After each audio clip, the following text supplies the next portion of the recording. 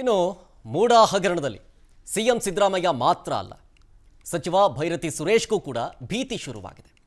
ನಿವೇಶನ ವಿಚಾರವಾಗಿ ಸಿಎಂ ಸಿದ್ದರಾಮಯ್ಯ ಪತ್ನಿ ಪಾರ್ವತಿ ಬರೆದಿದ್ದಂತಹ ಪತ್ರದಲ್ಲಿ ಕೆಲ ಪದಗಳನ್ನು ವೈಟ್ನರ್ ಹಾಕಿ ಅಳಿಸಿರುವಂತಹ ಆರೋಪ ಇದೆ. ಸ್ವತಃ ಸಚಿವ ಭೈರತಿ ಸುರೇಶ್ ಅವರೇ ಲೆಟರ್ ತಿದ್ದಿದ್ದಾರೆ ಅಂತ ವಿಪಕ್ಷಗಳು ಆರೋಪವನ್ನು ಮಾಡ್ತಾರೆ. ಹೆಲಿಕಾಪ್ಟರ್ ಮೂಲಕ ದಾಖಲೆ ತಂದವರೇ ವೈಟ್ನರ್ ಹಚ್ಚಿದ್ದಾರೆ ಅಂಥೇಳಿ ಕುಮಾರಸ್ವಾಮಿ ಅವರು ಗಂಭೀರ ಆರೋಪವನ್ನು ಮಾಡಿದ್ರು. ಹೀಗಾಗಿ ವಿಪಕ್ಷ ನಾಯಕರು ಸಚಿವರ ರಾಜೀನಾಮೆಗೆ ಆಗ್ರಹಿಸ್ತಾ ಇವೆ. ಆದರೆ ಭೈರತಿ ಸುರೇಶ್ ಬೆನ್ನಿಗೆ ಕಾಂಗ್ರೆಸ್ ನಾಯಕರು ನಿಂತ್ಕೊಂಡಿದ್ದಾರೆ. ಆಯೋಗ ವರದಿ ಕೊಟ್ಟ ನಂತರ ವೈಟ್ನರ್ ಹಾಕಿದ್ದಾರಾ, ನೀಲಿ ಇಂಕ್ ಹಾಕಿದ್ದಾರಾ, ಬ್ಲ್ಯಾಕ್ ಇಂಕ್ ಹಾಕಿದ್ದಾರಾ ಎಲ್ಲ ಗೊತ್ತಾಗುತ್ತೆ ಅಂಥೇಳಿ MLC BK ಹರಿಪ್ರಸಾದ್ ಹೇಳಿದ್ರು. ಆದರೆ ಎಲ್ಲ ವಿಚಾರಣೆಯಾದರೆ ಸ್ವಚ್ಛ ಬಣ್ಣ ಕಪ್ಪು ಅನ್ನೋದು ಗೊತ್ತಾಗುತ್ತೆ. ವಾಷಿಂಗ್ ಪೌಡರ್ನಿಂದ ತೊಳೆಯಲಾಗದ ಕಪ್ಪಿದ್ರೂ ಕೂಡ ಇರಬಹುದು ಅಂಥೇಳಿ BJP MLC CT ರವಿ ಆಕ್ರೋಶ ವ್ಯಕ್ತಪಡಿಸಿದ್ರು. ಮೂಡ ಆರೋಪದಲ್ಲಿ ಆರೋಪ ಮತ್ತು ಪ್ರತ್ಯಾರೋಪ ಆಗ್ತಾನೆ ಇರ್ತಕ್ಕಂಥ ನೋಡ್ತಾ ಇದ್ದೀವಿ. ಈಗಾಗಲೇ ಸರ್ಕಾರ ದೇಸಾಯಿ ಆಯೋಗವನ್ನು ನೇಮಕ ಮಾಡಿದೆ. ದೇಸಾಯಿ ಆಯೋಗ ಇವೆಲ್ಲವನ್ನು ಸಹ ಕುಲಂಕುಷವಾಗಿ ತನಿಖೆ ಮಾಡಿ ವರದಿ ಕೊಟ್ಟ ನಂತರ ವೈಟ್ನರ್ ಹಾಕಿದಾರಾ, ಬ್ಲ್ಯಾಕ್ ಇಂಕ್ ಹಾಕಿದಾರಾ, ಗ್ರೀನ್ ಇಂಕ್ ಹಾಕಿದಾರಾ, ರೆಡ್ ಇಂಕ್ ಹಾಕಿದಾರಾ ಎಲ್ಲ ಹೊರಗಡೆ ಬರುತ್ತೆ. ಅದಕ್ಕೆ ತನಿಖೆ ಆಗೋವರೆಗೂ ಕಾಯಬೇಕಾಗುತ್ತೆ. ಮಾನ್ಯ ಮುಖ್ಯಮಂತ್ರಿಗಳು 40 ವರ್ಷ ಸಾರ್ವಜನಿಕ ಜೀವನದಲ್ಲಿ ಒಂದು ಕಪ್ಪು ಚಿಕ್ಕೆ ಇಲ್ಲ ಅಂತ ಅವ್ರು ಹೇಳಿದ್ದನ್ನು ಕೇಳಿದ್ದೀವಿ. ಐನವರು ಅವರು ಅರ್ಜಿ ಹಾಕಿ RTIನಲ್ಲಿ ಪ್ರಶ್ನೆ ಕೇಳಿದಾಗ 50 ಲೋಕಾಯುಕ್ತ ಕೇಸ್ಗಳು ಅವ್ರ ಮೇಲೆ ಎನ್ಕ್ವೈರಿನೇ ಆಗಿಲ್ವಂತ, ಪೆಂಡಿಂಗ್ ಇದಾವಂತೆ. ಅವೆಲ್ಲ ಎನ್ಕ್ವೈರಿ ಆದರೆ ಸ್ವಚ್ಛನೋ ಬಣ್ಣ ಸಾರ್ವಜನಿಕ ಜೀವನದ್ದು ಅಥವಾ ಕಪ್ಪು ಅನ್ನೋದು ಗೊತ್ತಾಗುತ್ತೆ. ಯಾವ ವಾಷಿಂಗ್ ಪೌಡ್ರಿಂದಲೂ ತೊಳೆಯೋಕ್ಕಾಗದಿರೋವಷ್ಟು ಕಪ್ಪಿದ್ರೂ ಇರ್ಬೋದು. ಅವೆಲ್ಲ ತನಿಖೆ ಆದಮೇಲೆ ಗೊತ್ತಾಗಬೇಕು. ಮಾನ್ಯ ಮುಖ್ಯಮಂತ್ರಿಗಳು ಮೂಡ ಹಗರಣದಲ್ಲಿ ಸಿಎಂ ಸಿದ್ದರಾಮಯ್ಯ ಕೊರಳಿಗೆ ಕಾನೂನು ಉರುಳು ಸುತ್ತಿಕೊಳ್ತಾ ಇದ್ದಂತೆ ಕಾಂಗ್ರೆಸ್ ಅಲರ್ಟ್ ಆಗಿದೆ. ಕುಮಾರಸ್ವಾಮಿ ವಿರುದ್ಧ ಪ್ರಾಸಿಕ್ಯೂಷನ್ಗೆ ಅನುಮತಿ ನೀಡುವಂತೆ ಲೋಕಾಯುಕ್ತ ಪತ್ರ ಬರೆದ ಬೆನ್ನಲ್ಲೇ ಇಂದೂ ಸಹ ಕಾಂಗ್ರೆಸ್ ನಾಯಕರು HDKಯನ್ನು ಟಾರ್ಗೆಟ್ ಮಾಡಿದ್ದಾರೆ. ಅಕ್ರಮ ಗಣಿಗಾರಿಕೆ ಪ್ರಕರಣದಲ್ಲಿ ಅರಣ್ಯ ಭೂಮಿ ಮಂಜೂರಾತಿಗೆ ನಾನು ಸಹಿ ಹಾಕಿಲ್ಲ, ಯಾರೋ ನನ್ನ ಸಹಿಯನ್ನು ಫೋರ್ಜರಿ ಮಾಡಿದ್ದಾರೆ ಅನ್ನೋವಂಥ ಕುಮಾರಸ್ವಾಮಿ ಹೇಳಿಕೆಗೆ ಸಿಎಂ ಸಿದ್ದರಾಮಯ್ಯ ಸಾಮಾಜಿಕ ಜಾಲತಾಣ Xನಲ್ಲಿ ಕಿಡಿಕಾರಿದ್ದಾರೆ. ಅರಣ್ಯ ಭೂಮಿಯನ್ನು ಅಕ್ರಮವಾಗಿ ಮಂಜೂರು ಮಾಡಿದ್ದ ಸಹಿ ನನ್ನದಲ್ಲ ಅಂತ ಹೇಳ್ತಾ ಇದ್ದೀರಿ, ಯಾರೋ ನಕಲಿ ಸಹಿ ಹಾಕಿದ್ದಾರೆ ಅಂತ ಕಣ್ಣೀರು ಹಾಕ್ತಾ ಇದ್ದೀರಿ ಅಂತ ಕುಟುಕಿದ್ದಾರೆ. ಇನ್ನು ಗೃಹ ಸಚಿವ ಪರಮೇಶ್ವರ್ ಮಾತನಾಡಿ ಕುಮಾರಸ್ವಾಮಿಯನ್ನ ಬಂಧಿಸೋದಕ್ಕೆ 100 ಜನ ಬೇಡ, ಕಾನೂನಿನಲ್ಲಿ ಅರೆಸ್ಟ್ ಮಾಡೋದಕ್ಕೆ ಅವಕಾಶ ಇದ್ದರೆ ಬಂಧನ ಆಗ್ತಾರೆ ಅಂತ ಹೇಳಿದ್ದಾರೆ. ಸಚಿವ ಜಮೀರ್ ಅಹ್ಮದ್ ಖಾನ್ ಮಾತನಾಡಿ ಕುಮಾರಸ್ವಾಮಿ ಎದುರಿಸೋದಕ್ಕೆ 100 ಸಿದ್ದರಾಮಯ್ಯ ಬೇಕಾಗಿಲ್ಲ, ಒಬ್ಬ ಜಮೀರ್ ಎದುರಿಸಿ ಅಂತ ಸವಾಲ್ ಹಾಕಿದ್ದಾರೆ.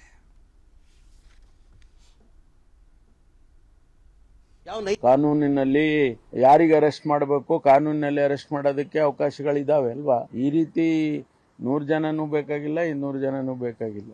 ಕಾನೂನಿನ ಯಾವ ನೈತಿಕ ಹಾಕಿದೆ ನೀವು ಸಿದ್ದರಾಮಯ್ಯ ಬಗ್ಗೆ? ಮತ್ತೆ 100 ಸಿದ್ದರಾಮಯ್ಯ ಬಂದ್ರು, 100 ಸಿದ್ದರಾಮಯ್ಯ ಬೇಕಾಗಿಲ್ಲ, ಒಬ್ಬ ಜಮೀರ್ನ ಫೇಸ್ ಮಾಡಿ ಮೊದಲೇ ನೀವು 100 ಸಿದ್ದರಾಮಯ್ಯ ಬಂದು ಬಾಯಿ ಇದೆ ಅಂತ ಏನ್ ಬೇಕಾದ್ರೂ ಮಾತಾಡೋದ ನೀವು? ಯಾವ ಚೀಫ್ ಮಿನಿಸ್ಟರ್ಗಳು ಯಾರನ್ನೂ ಅರೆಸ್ಟ್ ಮಾಡಕ್ ಆಗೋದಿಲ್ಲ. ಅರೆಸ್ಟ್ ಮಾಡೋದು ಪೊಲೀಸ್ ಅವರು. ಅರೆಸ್ಟ್ ಮಾಡಕ್ ಹೋಗುವಾಗ ಅವರ ಅಂತಸ್ತಿಗೆ ತಕ್ಕಂತೆ ಅವರು ಕೇಂದ್ರ ಮಂತ್ರಿಗಳಾಗಿದ್ದಾರೆ. ಯಾರಾದ್ರೂ IPS ರ್ಯಾಂಕ್ ಹೋಗಿ ಅವ್ರನ್ನ ಪ್ರಶ್ನೆ ಮಾಡ್ತಾರೆ. ಕಾನ್ಸ್ಟೇಬಲ್ ಮಾಡಕ್ಕಾಗಲ್ಲ. 13ರಿಂದ 18ರವರೆಗೂ ಇವರೇ ಅಧಿಕಾರದಲ್ಲಿದ್ದರು, ಸುಮ್ಮನೆ ಇದ್ದರು. 19ರಲ್ಲಿ ಕಾಂಗ್ರೆಸ್ ಬೆಂಬಲದಿಂದಲೇ ಕುಮಾರಸ್ವಾಮಿಯವರು ಮುಖ್ಯಮಂತ್ರಿ ಆಗಿದ್ದರು, ಸುಮ್ಮನೆ ಇದ್ದರು. ಆಗೆಲ್ಲ ಕುಮಾರಸ್ವಾಮಿಯವರು ಭಾಳ ಒಳ್ಳೆಯವರಾಗಿದ್ದರು. ಇನ್ನೂ DK ಶಿವಕುಮಾರ್ ಅವರು ಜೋಡೆತ್ತು ಅಣ್ತಮ್ಮ ಅಂತೆಲ್ಲ ಹೇಳ್ತಾ ಇದ್ರು. ಈಗ ಮಾತ್ರ ಕುಮಾರಸ್ವಾಮಿಯವರು BJP ಜೊತೆ ಬಂದಮೇಲೆ ವಿಲನ್ ಆಗಿದ್ದಾರೆ. ಒಂದು ರಾಜ್ಯಪಾಲರ ಹತ್ರ ಪರ್ಮಿಷನ್ ಕೇಳಿದ ಮುಖ್ಯಮಂತ್ರಿ ಆದಂಥ ಸಂದರ್ಭದಲ್ಲಿ ಕೇಳಿದರು. ಈಗ ನಾವು ಕುಮಾರಸ್ವಾಮಿ ಸೆಂಟ್ರಲ್ ಮಿನಿಸ್ಟರ್ನನ್ನು ಸ್ವಲ್ಪ ಮಾಡಿ ಇವರು ರಾಷ್ಟ್ರಪತಿಗಳ ಇದರಲ್ಲಿ ಅವರು ಪ್ರಮಾಣ ವಚನ ಸ್ವೀಕಾರ ಮಾಡಿದರು. ಇವರು ಸೆಂಟ್ರಲ್ ಮಿನಿಸ್ಟರ್ ಅಂತ ಪಾಪ ರಾಜ್ಯದವರಿಗೆ ಗೊತ್ತಿಲ್ಲ. ಅವ್ರು ಸೆಂಟ್ರಲ್ ಮಿನಿಸ್ಟರ್ ಇದ್ದಾರೆ, ಅಲ್ಲಿ ಹೋಗಿ ಕೇಳಬೇಕಾಗ್ತದೆ ಈ ವಿಷಯ. ಇನ್ನು ಸಿಎಂ ಸಿದ್ದರಾಮಯ್ಯನವರ ಪೋಸ್ಟ್ಗೆ ಸಾಮಾಜಿಕ ಜಾಲತಾಣದಲ್ಲೇ ಕೇಂದ್ರ ಸಚಿವ HD ಕುಮಾರಸ್ವಾಮಿ ಅವರು ಟಾಂಗ್ ಕೊಟ್ಟರು. ಸಿದ್ಧಕರ್ಮಿ ಶ್ರೀ ಸಿದ್ದರಾಮಯ್ಯನವರೇ ಅಂಥೇಳಿ ಉಲ್ಲೇಖಿಸಿರೋ HDK, ಮೂಡ ಕೊಚ್ಚೆಯ ಗಮನ ಬೇರೆಡೆಗೆ ಸೆಳೆಯುವ ನಿಮ್ಮ ಹುನ್ನಾರ ನನಗರ್ಥ ಆಗುತ್ತೆ. ಜೊತೆಗೆ ನಿಮ್ಮ ದನದಾಹದ ಹಪಾಹಪಿಯನ್ನು ಕೂಡ ನಾನು ಅರ್ಥ ಮಾಡಿಕೊಳ್ಳಬಲ್ಲೆ. ಕಳ್ಳನ ಜಾಗದಲ್ಲಿ ನಿಂತು ಊರಿಗೆ ಗೀತೆ ಬೋಧಿಸುವ ನಿಮ್ಮ ಪ್ರಾರಬ್ಧ ಎಂಥ ಕೀಳು ಮಟ್ಟಕ್ಕಿಳಿದಿದೆ ಅಂತ ಅರ್ಥ ಮಾಡ್ಕೊಂಡಿದ್ದೀನಿ. ಎಷ್ಟೇ ಆದರೂ ನೀವು ಸಕಲ ಕಲೆಗಳ ಸಿದ್ಧಕರ್ಮಿ. ಇಂತಹ ಗಲೀಜು ಕೆಲಸ ನಿಮಗೆ ಬೆಣ್ಣೆಯಿಂದ ಬಂದ ವಿದ್ಯೆ ಅಂತೇಳಿ ಕುಮಾರಸ್ವಾಮಿ ಅವರು ಹೇಳ್ತಾ ಇದ್ದಾರೆ. ಅಲ್ಲದೆ ಸಾಯಿ ವೆಂಕಟೇಶ್ವರ ಸಂಸ್ಥೆಗೆ 550 ಎಕರೆ ಮಂಜೂರು ಮಾಡಿದ ವಿಚಾರವನ್ನ ನನ್ನ ಬರವಣಿಗೆ ಫೋರ್ಜರಿಯಾಗಿದೆ ಅಂತ ತಿಳಿಸ್ತಾ ಇದ್ದೀರಿ. ಜೊತೆಗೆ 40 ವರ್ಷ ನನ್ನ ಮೇಲೆ ಒಂದೇ ಒಂದು ಕಪ್ಪು ಚುಕ್ಕೆ ಇಲ್ಲ ಅನ್ನುವ ನೀವು ವೈಟ್ನರ್ ಉಜ್ಜಿ ಕಪ್ಪು ಚುಕ್ಕೆ ತೆಗೆಯೋ ವ್ಯರ್ಥ ಪ್ರಯತ್ನ ಮಾಡಿದ್ಯಾಕೆ ಅಂತ ಪ್ರಶ್ನೆ ಮಾಡಿದ್ರು. ವಸುದೇವ್ ಒಂದು ಕಡೆ ಭೈರತಿ ಸುರೇಶ್ ವೈಟ್ನರ್ ಆಗಿ ತಿದ್ದುಬಿಟ್ಟಿದ್ದಾರೆ, ಅವರು ರಾಜೀನಾಮೆ ಕೊಡಬೇಕು ಅಂತ ಮತ್ತೊಂದು ಹಂತಕ್ಕೆ ಹೋಗ್ತಾ ಇದೆ ಅಂತ ಈ ಫೈಟ್. ಮತ್ತೊಂದು ಕಡೆ ಈ ಸಾಮಾಜಿಕ ಜಾಲತಾಣವನ್ನು ಯೂಸ್ ಮಾಡ್ಕೊಂಡು ಅವ್ರ ಮೇಲೆ ಇವರು, ಇವ್ರ ಮೇಲೆ ಅವರು ವಾಗ್ಯುದ್ಧವನ್ನೇ ಮಾಡೋದಷ್ಟೇ. ಈ ವೈಟ್ನರ್ದಿದೆಯಲ್ಲ, ನನಗೊಂದು ಅರ್ಥ ಆಗ್ತಾ ಇಲ್ಲ. ಇದೇ ಒಂದು ಪ್ರತಿ ಮೂಡಾದಲ್ಲಿ ಇರಬೇಕಲ್ವಾ? ಈಗ ನೀವು ತಗೊಂಬಂದಿರೋದೊಂದು ಪ್ರತಿ, ಅದು ಫೋಟೋ ಕಾಪಿ, ಒರಿಜಿನಲ್ ಒಂದು ಕಾಪಿ ಇರಬೇಕಲ್ಲ. ಅಲ್ಲಿ ಕುಮಾರಸ್ವಾಮಿ ಅವರು ಹೇಳ್ತಾ ಇದ್ದಾರೆ ಇದು ಹೌದು ಒರಿಜಿನಲ್ ಅಂತ, ಇದೇ ಈ ತರದೊಂದು ಲೆಟರ್ ಬರೆದಿದ್ದಾರೆ ಅಂತ. ಸಿದ್ದರಾಮಯ್ಯನವರು ಹೇಳ್ತಾರೆ ಈ ತರದ ಲೆಟರೇ ಬರೀಲಿಲ್ಲ ಅಂತ. ನೆನೆ ನಾವು ತೋರಿಸಿದ್ವಿ 2014ರಲ್ಲಿ ನಾನು ಹೇಳ್ತೀನಿ ಲೆಟರ್ ಬರ್ತಿದ್ದಾರೆ ಅಂತ. ಇದೇ ಲೆಟರ್ನ ತೋರಿಸ್ತಾ ಇದ್ದಿದ್ದು ಸಿದ್ದರಾಮಯ್ಯನವರು, ಇದೇ ಲೆಟರ್ನ, ಇದೇ ಡಾಕ್ಯುಮೆಂಟ್ನ ತೋರಿಸ್ತಾ ಇದ್ದಿದ್ದವರು. 2014-25/6 ಜೂನ್ನಲ್ಲಿ ಬರೆದಿರುವಂಥ ಲೆಟರ್ ಇದು. ಲೆಟರ್ನಲ್ಲಿ ನೀಟಾಗಿ ಬರ್ತಿದ್ದಾರೆ. 2001ರಲ್ಲಿ ಸದರಿ ಬಡಾವಣೆಯಲ್ಲಿ ನಿವೇಶನ ಹಂಚಿಕೆ ಮಾಡಲಾಗಿರುತ್ತೆ. ಆಮೇಲೆ 3 ಎಕರೆ 16 ಗುಂಟೆ ಜಮೀನಿಗೆ ಅನುಗುಣವಾಗಿ ಅಷ್ಟೇ ವಿಸ್ತೀರ್ಣದ ಜಮೀನನ್ನು ಡ್ಯಾಶ್ ಡ್ಯಾಶ್ ಡ್ಯಾಶ್ ಡ್ಯಾಶ್ ಅಲ್ಲಿ ಏನಿದೆ ಅಂತ ಗೊತ್ತಿಲ್ಲ, ಪ್ರಾಧಿಕಾರವು ರಚಿಸಿದ ಸಮಾನಾಂತರ ಬಡಾವಣೆಯಲ್ಲಿ ಕೊಡಬೇಕು ಅಂತ ಕೋರಿದ್ದೇನೆ ಅಂತ ಬರೆದಿದ್ದಾರೆ. ಸೊ ಇದನ್ನ ಸುರೇಶ್ ಅವರು ಕೂಡ ಮಾತಾಡ್ತಾ ಹೇಳ್ತಾ ಇದ್ರು, ಹೌದು ಆ ಥರ ಎಲ್ಲ ಆಗಿರ್ಬೋದು ಅರ್ಜಿಯಲ್ಲಿ, ಆದಾಗ ವೈಟ್ನರ್ ಎಲ್ಲ ಹಾಕ್ತಾರೆ ಅಂತ. ಸೊ ಅದು ತೋರಿಸುತ್ತೆ ಹೌದು ವೈಟ್ನರ್ ಹಾಕಿರೋದು ಹೌದು ಅಂತ. ಸೊ ವೈಟ್ನರ್ ಹಾಕಿರೋ ಜಾಗದಲ್ಲಿ ಏನಿತ್ತು?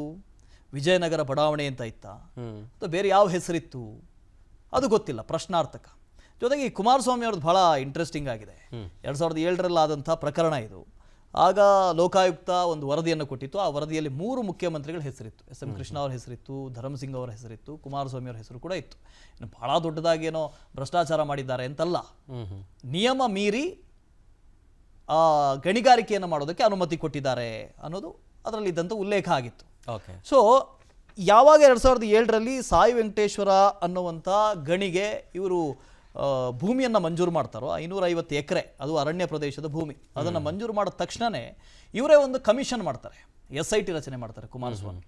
ಈ ಸಾಯಿ ವೆಂಕಟೇಶ್ವರ ಅನ್ನೋ ಮೈನಿಂಗ್ ಕಂಪನಿಯ ವಿರುದ್ಧವಾಗಿ SIT ರಚನೆ ಮಾಡ್ತಾರೆ.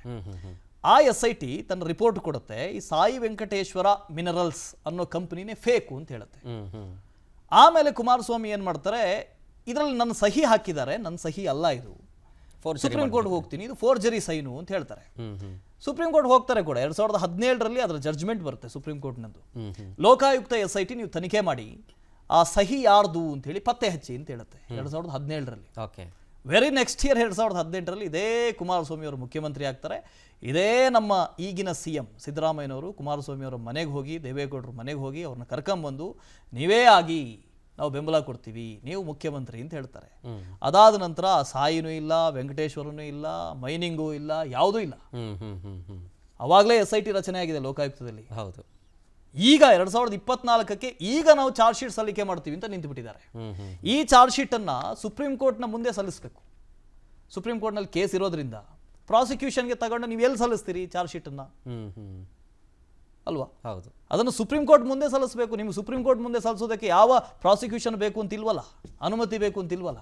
ನೇರವಾಗಿ ಹೋಗಬೇಕು ಸುಪ್ರೀಂ ಕೋರ್ಟ್ನಲ್ಲಿ, ನೋಡಿ ತಗೊಳ್ಳಿ ನಾವು ಚಾರ್ಜ್ ಶೀಟ್ ಮಾಡಿದ್ದೀವಿ, ಫೈಲ್ ಮಾಡಿ, ಮುಗೀತು. ಮತ್ತು ಇವಾಗ ಪ್ರಾಸಿಕ್ಯೂಷನ್ ಅಗತ್ಯತೆ ಏನಿದೆ? ದ್ವೇಷದ ರಾಜಕಾರಣ ಅನ್ನೋದು ನೀವು ಮಾಡಿದಿರಲ್ವ, ನಾನು ಮಾಡಬೇಕು ಅನ್ನೋದು ಎಲ್ಲಿವರೆಗೆ ಬಂದಿದೆ ಅಂದರೆ ಇಲ್ಲಿವರೆಗೆ ಬಂದಿದೆ. ಅದಕ್ಕೆ ತರ್ಕನೇ ಇಲ್ಲ. ಸುಮ್ಮನೆ ಡಿಬೇಟ್ ಮಾಡಬೇಕು, ಅದು ಸುಮ್ಮನೆ ಏನೋ ಹೇಳಬೇಕು ಅನ್ನೋ ರೀತಿಯಲ್ಲಿದೆ ಇವೆಲ್ಲವೂ ಕೂಡ. ನಿಜಕ್ಕೂ ನೀವು ಅವರ ವಿರುದ್ಧ ಏನಾದರೂ ಆರೋಪ ಬಂದಿದೆ, ವಿಚಾರಣೆ ಮಾಡಬೇಕು ಅಂತಿದ್ದರೆ ನಿಮಗೆ ತಾತ್ವಿಕವಾಗಿ, ಅರ್ಥಪೂರ್ಣವಾಗಿ, ನೈತಿಕತೆ ಇಟ್ಕೊಂಡು ನೀವು ಮಾಡೋದಾದರೆ ಎಷ್ಟು ಜನರ ಮೇಲೆ ಆಪಾದನೆ ಇದೆ ಅಷ್ಟೂ ಜನರ ಮೇಲೆ ನೀವು ಒಂದು SIT ಫಾರ್ಮ್ ಮಾಡಿ. ಕಮಿಷನ್ಗಳನ್ನು ಯಾಕೆ ಮಾಡ್ತೀರಿ? ಆ ವರದಿ, ಈ ವರದಿ, ಎಷ್ಟು ವರದಿ ರೀ? ಒಂದೇ ಒಂದು ವರದಿ ಇವತ್ತಿನವರೆಗೆ ಟೇಬಲ್ ಆಗಿಲ್ಲ. ನೀವು ಸುಮ್ಮನೆ ಸಮಿತಿಗಳನ್ನು ಮಾಡಿ ಅವರಿಗೆ ಟೀ ಬಿಸ್ಕೆಟ್ ಕೊಟ್ಟು 1 ವರ್ಷ 2 ವರ್ಷ ಅವ್ರ ಕೆಲಸ ಇರಲ್ಲ. ನೀವು ಈ ತಗೊಳ್ಳಿ ನಮ್ಮ ಸರ್ಕಾರದಲ್ಲಿ ನಿಮಗೊಂದು ಕೆಲಸ, ಇದೊಂದು ವರದಿ ಕೊಡಿ ಅಂತ ಕೇಳೋದು, ಆ ವರದಿನ ಸುಮ್ಮನೆ ಹಾಗೆ ಇಟ್ಕೊಂಡ್ಬಿಡೋದು. ವಿಧಾನಸೌಧ ಪೂರ್ತಿ ವರದಿಗಳೇ ಇದ್ದಾವೆ ಇವತ್ತಿಗೆ. ಆ ವರದಿ ಇವತ್ತಿನವರೆಗೆ ಒಂದು ಅನುಷ್ಠಾನವೂ ಆಗಿಲ್ಲ, ಟೇಬಲ್ಲೂ ಆಗಿಲ್ಲ. ಆ ವರದಿಯಲ್ಲಿ ಏನಿದೆ ಅಂತಲೂ ಗೊತ್ತಿಲ್ಲ. ಇದರ ಬದಲಿಗೆ ಲೋಕಾಯುಕ್ತ ಇದೆ, SIT ಅನ್ನೋದಿದೆ, ಚುರುಕು ಮುಟ್ಸಿ ಕೆಲಸ ಮಾಡಲಿ, ಸಾಕಲ್ಲ ಅಷ್ಟು. ಇಲ್ಲ ಸುಪ್ರೀಂ ಕೋರ್ಟ್ಗೆ ತಗೊಂಡಾಗ ನಿಮ್ಮದೇ ಒಂದು ಲಾಯರ್ ಇಟ್ಕೊಳ್ಳಿ. HD ಕುಮಾರಸ್ವಾಮಿ ಅವರ ವಿರುದ್ಧ ಸಾಯಿ ವೆಂಕಟೇಶ್ವರ ಈ ಮಿನರಲ್ಸ್ಗೆ ಸಂಬಂಧಪಟ್ಟ ಹಾಗೆ ಚಾರ್ಜ್ ಶೀಟ್ ಆಗಿದೆ, ಸುಪ್ರೀಂ ಕೋರ್ಟ್ ಫೈಲ್ ಮಾಡ್ತಾ ಇದೀವಿ, ನಮ್ಮದೇ ಲಾಯರು ತಗೊಂಡು ಮಾಡಿ, ಕಾನೂನು ಫೈಟ್ ಮಾಡಿ.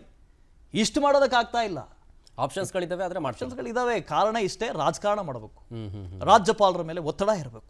ರಾಜ್ಯಪಾಲರಲ್ಲಿ ಒಂದು 4-5 ಇದೆಲ್ಲ ಬಾಕಿ ಇದಾವಂತೆ, ಬಟ್ ಗೊತ್ತಿಲ್ಲ ನನಗೆ. ಅವರು ಸಾಲಿಸಿಟರಿ ಜನರಲ್ ಹೇಳ್ತಾ ಇದ್ದಾರೆ, ಇಲ್ಲ ಯಾವುದು ಪೆಂಡಿಂಗ್ ಇಲ್ಲ ಅಂತಾರೆ ರಾಜ್ಯಪಾಲರಲ್ಲಿ. ಯಾವುದು ಪೆಂಡಿಂಗ್ ಇಲ್ಲ ಅಂತ, ಪೆಂಡಿಂಗ್ ಇಲ್ಲ ಅಂತ ಅದು ಹೈಕೋರ್ಟಿಗೆ ಕೊಟ್ಟಿರೋದು. ಹೈಕೋರ್ಟಿಗೆ ಸುಳ್ಳು ಅಂತ ಹೇಳಕ್ಕಾಗಲ್ಲ. ಗೊತ್ತಿಲ್ಲ ಏನಾಗಿದೆ ಅಂತ. ನೋಡೋಣ ರಾಜ್ಯಪಾಲರು ಏನು ಹೇಳ್ತಾರೆ. ನಿಜಕ್ಕೂ ಪೆಂಡಿಂಗ್ ಇದೆಯಾ? ಪೆಂಡಿಂಗ್ ಇದ್ರೆ ಎಲ್ಲಾನು ಒಮ್ಮೆ ಕೊಟ್ಬಿಡಿ, ಪ್ರಾಸಿಕ್ಯೂಷನ್ಗೆ ಸ್ಯಾಂಕ್ಷನ್ ಮಾಡಿಬಿಡಿ, ಮಾಡಲಿ, ಮುಗಿಲಿ ಅಲ್ಲಿಗೆ ಇವ್ರದ್ದೆಲ್ಲಾನು. ನಿಜ ಮಾಡಬೇಕಲ್ಲ.